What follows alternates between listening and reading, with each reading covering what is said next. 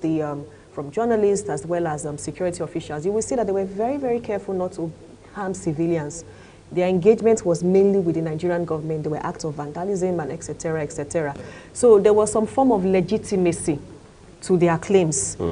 So having that political resolution in terms of the amnesty agreement was actually welcomed by majority of Nigerians. We didn't see much of a pushback. But when you also want to apply the same model, you have used force, now you just want to throw money at the problem. That changes the narrative a bit. And most Nigerians see the terror bandits as criminals. I actually classify them as violent extremist organized criminal groups. For them, it's about profits. I kidnap you, I get your money, but I also put a little bit of terror in you to ensure that they don't come after me. So offering them some form of amnesty tells the whole world that, okay, if you are broke or if you have a problem with the Nigerian government, carry arms and weapons, make a bit of noise, and then they will give you some money, and then the issue is resolved. And with the issue of Boko Haram is a terrorist organization. We have an anti-terrorist law, I think. It's a law. We have that. And it states very, very clearly what you should do when you capture terrorists who are found guilty. Like there's enough evidence that you're a terrorist, you've committed the act of terrorism. It's quite clear. So giving them amnesty would not help. However, when we are dealing with political terrorists, it's a bit unique, but I would not really go so far to see Boko Haram or ISWAP as a political terrorist organization. But then again, I would leave that to us academics in our public space of publications to come up with that argument. Yes, history has shown that you have had to have some kind of political negotiation or dialogue. When you look at the IRA of Ireland, between the British government and then the Irish government, yes, there was a political agreement at the end of the day for that to be resolved. But from where I stand, the terror bandits are criminals. Kidnapping is a criminal crime the last time I checked, and is right there in our criminal acts in the Constitution. And there is a law that says that criminals, when found guilty, would face the law, not giving money. The same thing also goes with the terrorists. So based on that, that is where I stand. So, one of the challenges we seem to be having, I mean, of course, they are numerous, is that there doesn't seem to be a clear-cut, if you like, partition between what the police as an entity should be doing and then what the military or the armed forces should be doing. There's this continuous blur between both. Absolutely. On paper, when you look at the Constitution, you look at the National Security Acts, everything is quite clear on paper. So the roles of the Nigerian police force is made clear, as well as that with the military. Nigerian police force also works with other security agencies like the DSS to maintain internal security. But over the years, we have seen a complete, okay, maybe the word complete is a bit too harsh. We have seen a gradual decline of the strength of the Nigerian police force, starting with funding, for example. Funding in terms of salaries, funding in terms of equipment. And we've also seen the Nigerian police force being used for other, will I say, private political interests. So the business of crime fighting or the business of internal security has been left largely undone by the Nigerian police force. So by the time we had Boko Haram coming in, the unknown gunmen of the southeast, the Zamfara warlords over there, it was a bit difficult for the Nigerian police force to engage based on limited resources and equipment. Of course, they might disagree with me anyway. But now you now have the Nigerian army having to fill in that gap, which the Nigerian army shouldn't do. Nigerian army is not trained for internal security. That is not their core responsibility. They're not trained to engage with civilians.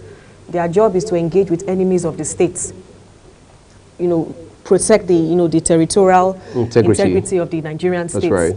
So there has been that overlap, and that is why a lot of people have been calling, myself included, for non-state police, for state police, I meant, at the state level. Yes, we know of the dangers of having that, but we feel that if we have state police right there, protecting the states that they are actually from, and being paid to do the job, it will be much more easier to engage with these criminal elements in the different states that we have. So, in essence, part of the problem of the Nigerian police force not being able to adequately respond to these internal security issues has to do with that, has to do with the decline or the gradual decline of the police force, especially in terms of administrative funding is very important, and training and recruitment. A lot of scholars or policymakers have talked about the numbers of the Nigerian police force. They've said that you have about, I'm sorry, I actually forgot how many police. Well, the figure is, it just changes with every new IG. Yeah, so we're not sure where we are with this new IG right now. I remember one time I actually looked up, I went to the Nigerian Police Force website trying to get the exact number of police officers that wasn't there. Maybe they've updated it now. It would be nice to know. But we don't have enough policemen or police officers. I mean, Abuja is amazing. In Abuja, you drive around, you see different patrol cars in different areas. You can't say the same. In other cities across the country. Yeah, you can't say the same. You can't say the same. At least in Abuja, they're always there, so there's that sense of security that comes. But when you go to other parts of Nigeria, you don't see the same. Interesting. I'm not so sure. I mean, this is me just talking off the top of my head. I'm not so sure if we are ready for the conversation with regards to state police, right? Because we remember clearly not too long ago, just a few years ago, under former President Buhari, when the idea of Moteco was being advanced. It was a back and forth between the federal government and states in the Southwest, particularly between the former Attorney General of the Federation, who of course doubled as Minister of Justice, Abubakar Malami, SAN, and the governors in the Southwest, saying, look, if you start this your Moteco thing, all right, you are overstepping your bounds, okay? Because we already have the Nigeria Police Force. So, but again, of course, we know what has happened in the last few years. We now have a Moteco across virtually all the states in the Southwest. Yeah. Then, of course, Ebube Agu was also to be introduced in the Southeast, and we saw that was going to be more like a replication of the Moteco, yes, model. And then there's also the fear of, well, if you spring up states police, governors will exploit it, they will use it, as if the governors are not already using even the federal police as it is. But you go to the US, for example, you see the NYPD, you see the LAPD, so you see the sheriff and so on and so forth. But they say, well, we have our peculiarities, we can't be like the US. How do we make sense of this situation and still be able to decentralize the police system? Well, it all goes back to our or Nigeria's understanding or interpretation of federalism. Yes, we cannot be we cannot be like the US or the UK, and I'm very much of the motion of not always trying to Americanize or to copy what, because it's a different environment that we are dealing with. So it goes back to our own definition of what we think federalism is all about, and I still firmly believe that it is possible for us to do that. We start by giving power back to the states. I remember I was having a conversation yesterday, and I was just, we're just thinking about some of the issues that we are dealing with, especially when you go to Zamfara, this issue of illegal mining, this issue of people being displaced from their farmlands or from, land is quite important for source of income, and then having to choose between going hungry or joining a violent group. And I was just thinking, the state governor is the Chief Security Officer. Okay, granted. Is that in theory or in practice? In theory, on paper. So how do we, since we don't have state police force, so what can we do? The state government has power over land. You decide who gets the land. Based on the Land Use Act. Based on the Land Use Act. That's right. Why can't the state governors use what limited power that they have to ensure security in their states? It's a very interesting question which I've always asked. And you have your security votes, the money that nobody really knows how much or what it's all about. But there's nothing wrong in using that security vote to look for other ways. And that's why you say governing for security. What exactly is the root of this insecurity? Why do people decide to become criminals or terrorists? You have the answer to that. In most cases, always a result of deprivation or frustration. Not always the case, but in most cases. But there is a way to feed into that. I still firmly believe that state police can still happen. Because as you rightly mentioned, the major fear, the major pushback they argue is that, when we have a state police, the governors will most likely want to take over. But it's already happening, whereby the state doesn't, the police does not necessarily answer to the people, but answers to whoever the strong person is there. So Amoteco, ever since we had Amoteco, I have been watching security incidents. There's this organization next year, they have the security incidents stuff. I've been looking at it, and I noticed that since Amoteco came on board, there seems to be a decline in security incidents in the Southwest. So on that basis, we can say it's a step in the right direction. Yeah. Yeah, and I'm sure if we interrogate that a bit, we'll see that perhaps the reason why we have a decline in security incidents is because of Amoteco, which has not really been as politicized as people are saying. even these last elections, I was watching to see if Amotekun were going to be used as political thugs. By the respective governors? Yes, but I mean, well, case according to the Constitution, from what we know. Incidentally, I'm not so sure how much even politicians themselves, once they get into office, even have regards with the Constitution. Of course, everybody wants to mouth the mantra, rule of law, but whether we subject ourselves to it is a different kettle of fish. But let's talk about how that, every time we look at insecurity, it's always Boko Haram, the Northeast, the Southwest, I mean, Zamfara, Forest, Kaduna, I mean, especially Southern Kaduna. And then, of course, there's always this local government area in Plateau State that is always in the news for the wrong reasons, and that has also overwhelmed, for the most part, security arrangements in that state. But let's turn to the southern part of the country, where you also have kidnap for ransom as a phenomenon. Absolutely. I mean, look at the revelation by Evans, the kidnapper. I mean, look at the kind of structure, so to speak, that he had to oversee just to run a criminal entity. Isn't that a monster that we probably ignored for too long? Absolutely. Now, the issue of organized criminal syndicates or organizations has always been part of the Nigerian history. In fact, part of the world history, as we know. So all we have seen is evolution of it? Yeah, an evolution of it thanks to technology, thanks to globalization. We have seen an evolution of all of those activities. And I think it's even made much more prominent because of the other insecurity issues that we're dealing with in the country. So that has always been there. I'm not discounting that fact. But then again, it boils down again to governance for security. So what are we doing with our Nigerian police force? Because I did the Nigerian police force should be at the very forefront of dealing with issues of this criminal nature. So that has been going on there. But I think the added dynamic is the terror. Something has been added extra, which is the issue of terrorism or the terror aspect of it. Normally, it was always like a clean business agreement. I kidnap somebody, I make a phone call, you pay the money, I return the person back to you. But now there's a lot of terror that comes with it, the beating, the brutalization, and in some cases, the trauma, even the death of it. So that has, changed the landscape of it. And this happens because when this issue of banditry and, kidnap started out initially, how many of them were arrested for the first two big events that we had? I was following the case, or maybe they arrested them in secret and tried them in secret, and nobody knows. And that is part of it. So when criminals know that they can get away with criminal activities, definitely they will keep pushing, they'll keep doing this. Right. So we need to adopt a holistic framework on how we deal with this. Yes, the kinetic measures are very, very important. We cannot discount it.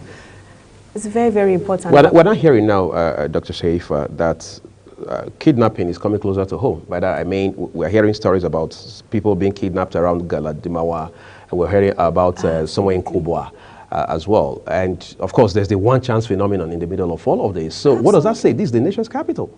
It says that we are failed as a nation in protecting lives and property. It says that the Nigerian police force has actually failed. When the new IGP came, and then he had this statement, he was going to change everything. No, he said he will devour, he's the lion. Yeah, I was trying to avoid saying that, but he did say that. And so there was a lot of energy that came. I was like, okay, finally, the Nigerian police force will show that, they are protecting or securing lives and property, because internal security is their core objective. Right. But it's still business as usual. That's interesting, but I want us to talk about funding for these security agencies, because, I mean, you don't want to, my people say you don't send a child to go get his salt, and you're also the one who induces rain. Of course, the issue of water and rain, water and salt and all of that. So if we expect so much of our security agencies, whether the military, the paramilitary, of course, the police, and so on and so forth, are we giving them the tools that they need? I'm asking that against the backdrop of how that in 2012, a very prominent TV outfit in this country had done a report, which some politicians would say was damaging, even though I'm sure that was not the intention, on the police college in Lagos. That video is still on YouTube. I mean, you needed to see the kind of life the recruits, as they're called, are subjected to, how they would queue up to get maybe 2 scoops of bean for lunch and so on and so forth. So how do you raise people from such as they call it, police academies, and you expect them to be sane and healthy with the right mindset enough to come to society and do the right thing? Absolutely. That is a very interesting observation there. Funding is very important, but it also deals with the issue of oversight. A few years ago or so, decades ago, more to say, there was an agreement, or let's say there was a change in the way we do oversight. So because of democracy, essentially, so the National Assembly was giving room to now have access to intel, giving room to also oversight the activities of these organizations. When you look at our yearly budget, a lot of money is being allocated to defense or the security agencies. So money is going to those agencies. But the question is, how is that money being spent? What are the accountability measures that we have there? So for this one, and I blame the National Assembly, who has been given the authority of oversight, they have a responsibility to ensure that the money being allocated to these agencies are used for such purposes, whether it's payment of salaries, whether it's procurement of necessary equipment, or something as even basic as ensuring that the offices or the buildings or the housing of these officers are up to date. It is an open secret that a lot of Nigerian police officers, when you meet them on the road, when you are driving, they stop you. It's an open secret that they ask you for something. Anything for the boys is always what they always say. And if you take time to go to the housing where these people live, you would understand why they do that, in as much as we are not asking them to do it. The police college is a very good example. I mean, I saw the video as well. It was ridiculous at the end of the day. But money is being funded. I mean, money is being allocated for these different sectors. So what is my senator doing? What are my National Assembly members doing? Because their job is to ensure oversight, to ensure that constituencies are being protected. Actually, they have committees on police and so on and so forth. They have oversight committees, and they have meetings, they sit down, they go through the documents, and etc., etc. But what are they doing? They are even supposed to even do what they call field visits. They are meant to go there, and then it's not just paperwork, but go in there and assess and see for themselves. So this is still part of it. Of course, within the police agencies as well, you also have the internal oversight unit in the police agencies. So what are they doing? And this is still part of the reason why it's difficult for these police officers to engage. We're going to wrap up very soon. I understand our second guest is around, but I just want to ask you this on the final note, Doc. Now, we see how arms and ammunition continue to proliferate across this country, all right? And then, of course, light weapons, very common. I mean, that's no news. Add to that the porous nature of our borders. At the point of that former president, Dr. Goodluck Jonathan, we understand we had over 100 of them, end-to-end across this country. How do we have this kind of reality and we still think we are winning the war against insecurity?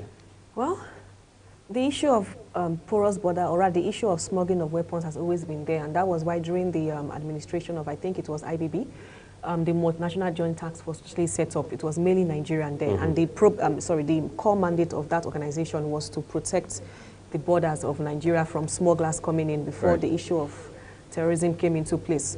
So definitely the Nigerian government is aware of that. We've had reports from the different security chiefs saying that, oh, there are so many weapons around, etc., etc. It's all going. In fact, we had the ECOWAS meeting a few days ago right here in Abuja, and they came up, they were talking about having an ECOWAS standby force that would ostensibly fight the issue of violent extremism, and by extension also deal with the issue of these porous borders. So these are some of the issues that we are dealing with, which the Nigerian government is very much aware of.